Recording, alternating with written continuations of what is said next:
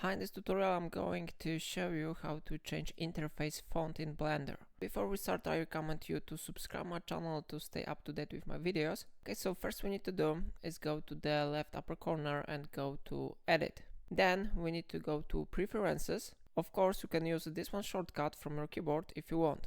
So I open this one option, and now this window will be displayed. We are interested in to go to Interface. And now we must scroll down because here we have text rendering settings. So I click here on an arrow to show more settings.